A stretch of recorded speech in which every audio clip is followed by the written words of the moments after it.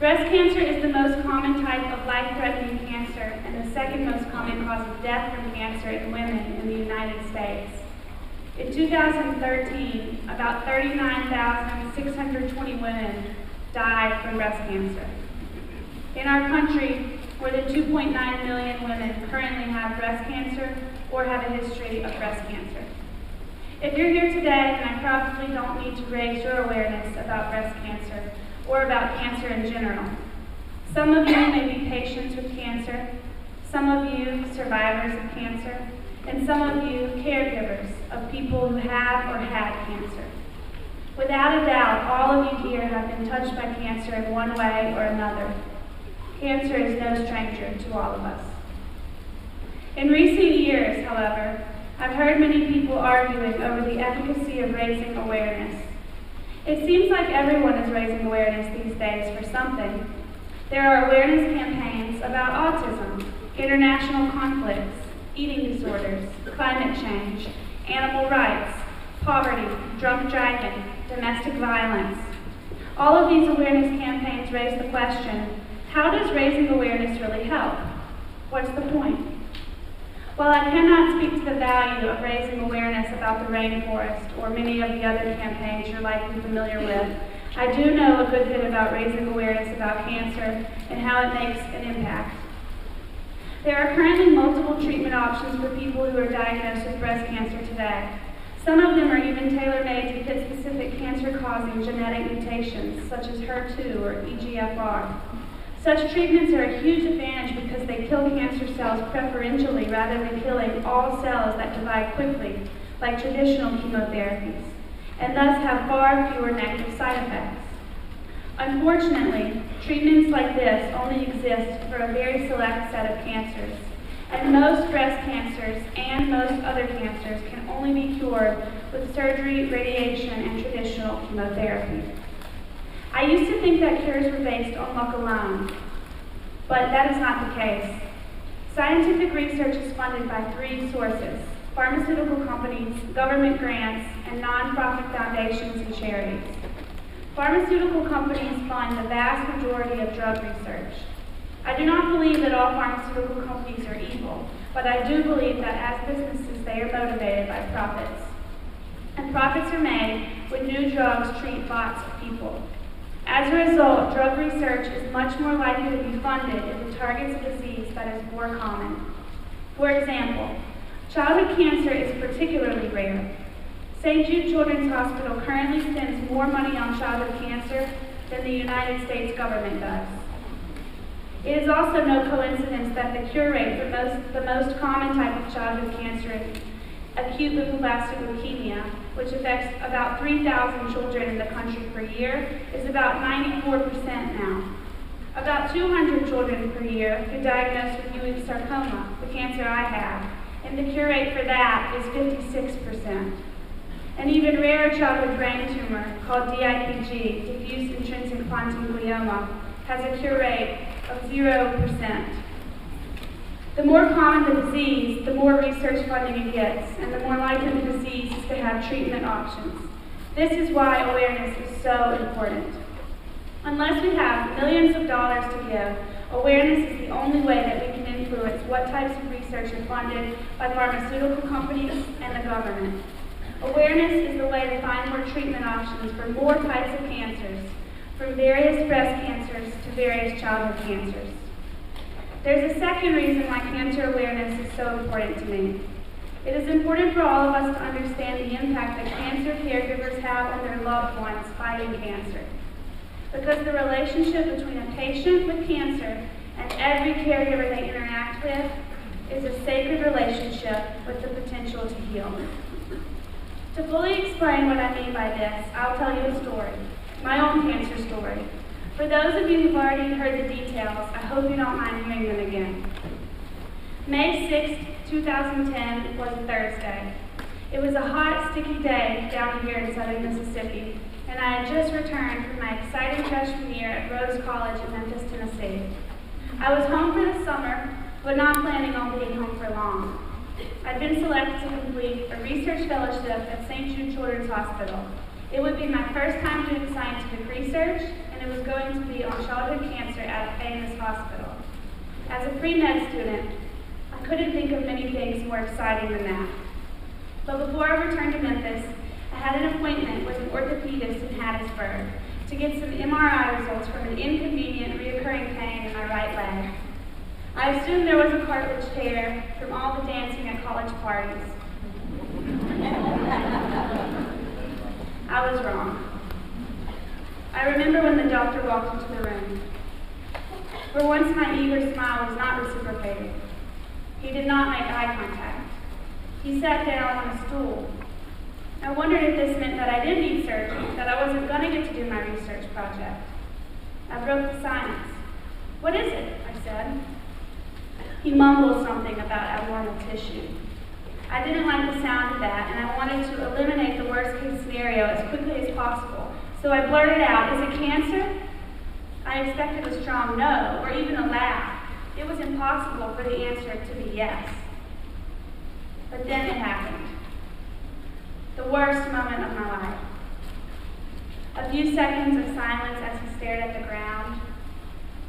And then the doctor gave a small, shaky nod. The rest of the day was a blur. I waited for my mom to leave work and get to the doctor's office.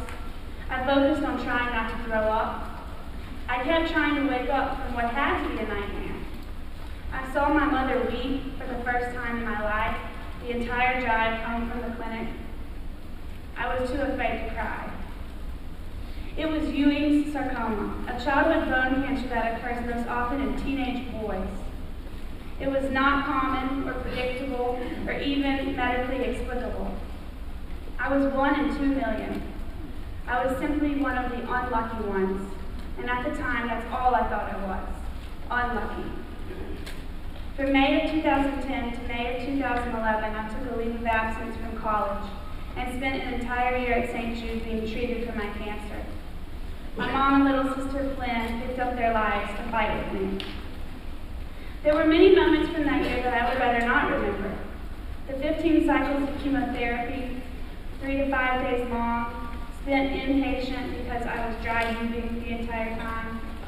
The potty chair next to my hospital bed that I was required to get up and use every 2 hours so that the toxic chemo didn't destroy my kidneys and bladder.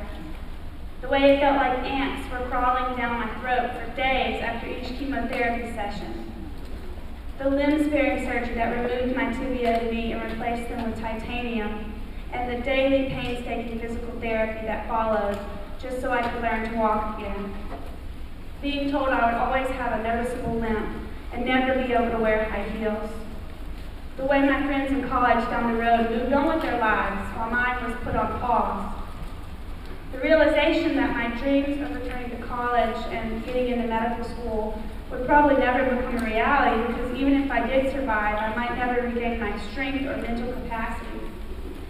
The leg infection that made me septic and required me to have another leg surgery and start my physical therapy all over again.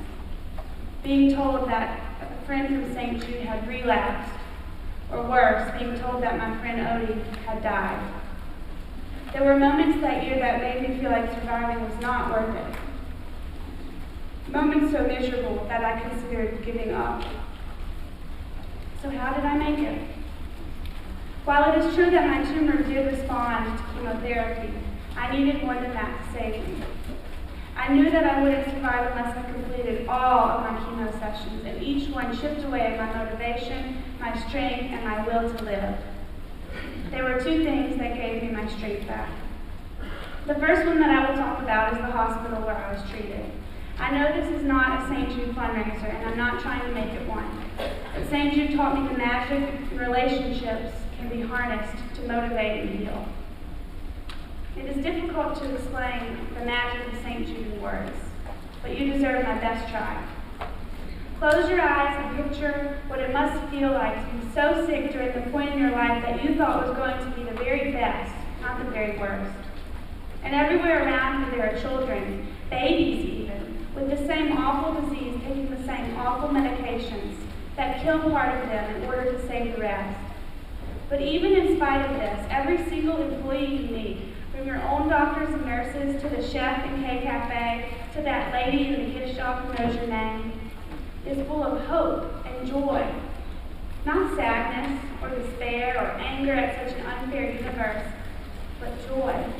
And it's incredibly contagious. The St. Jude mission is to save children's lives, to give them another chance to live, but it is much more than that.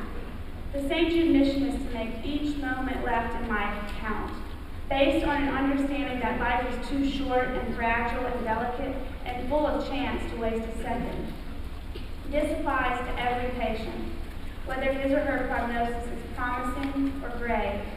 And because these goals surpass all others there, and because everyone there understands this, St. Jude is completely different from anywhere in the world.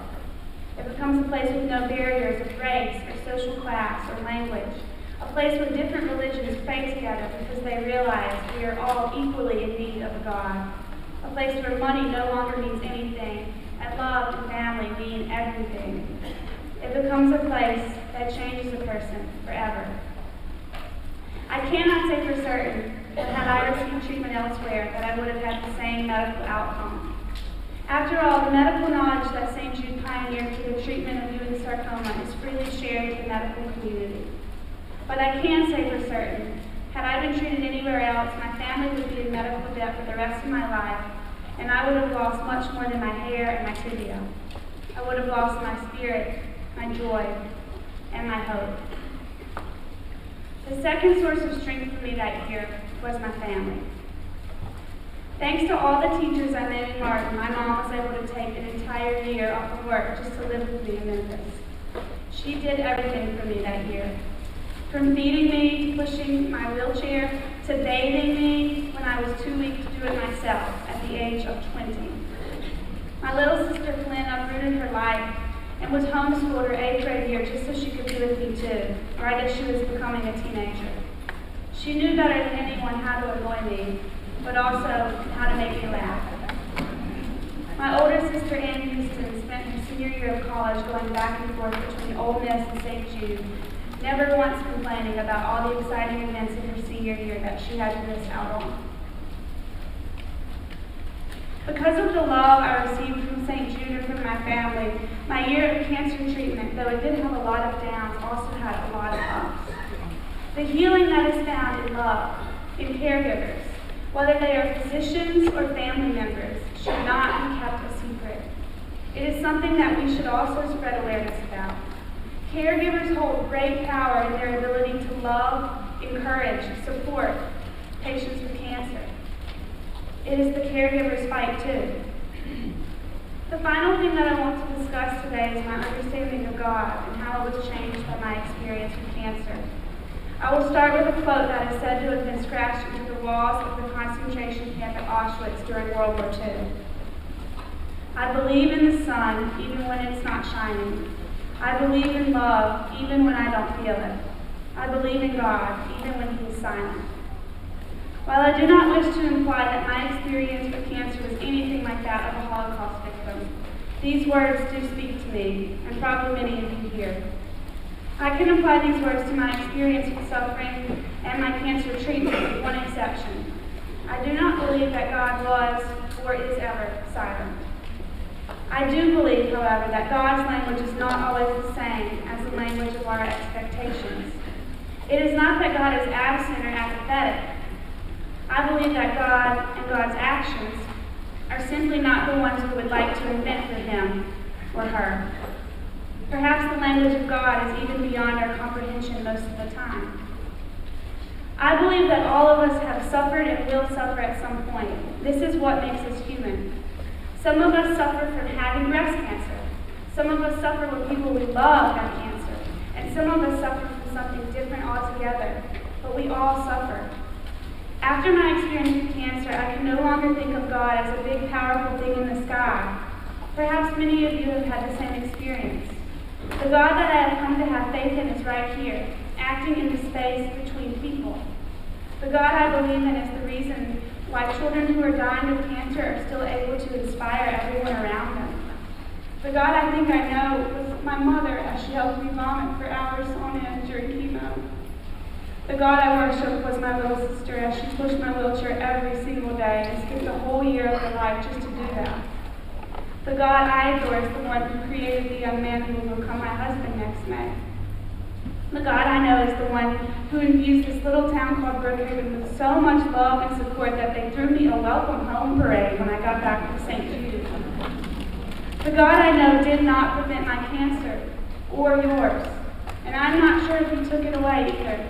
But God was there with me, with us, as we suffered, bringing hope and joy and laughter when we needed it most, coming to me in showers of love from my doctors and nurses and family and friends. And God was there for the other kids too, whether they lived to be healthy like me and beat their cancer, or whether they beat it through another way entirely, through death. For those children and all others who do not survive after cancer, I like to think of the words of the Holocaust survivor Elie Wiesel. There are victories of the soul and the spirit, and sometimes, even if you lose, you win. I would like to close with a poem that was shared with me the day of my official diagnosis and biopsy in May of 2010, the day my cancer journey began. The author of this poem, widely cited on the internet, is unknown, but I suspect she or he experienced cancer in some way. Cancer is so limited. It cannot cripple love. It cannot shatter hope. It cannot corrode faith. It cannot eat away peace. It cannot destroy confidence. It cannot kill friendship. It cannot shut out memories. It cannot silence courage. It cannot reduce eternal life. It cannot quench the spirit. So please, keep spreading awareness about breast cancer and all cancer, about funding drug research, and about the importance of caregiver support. And we will continue to advance in our defeat of the many illnesses under the umbrella of cancer. In the face of all of us working to defeat cancer, cancer truly is so very limited.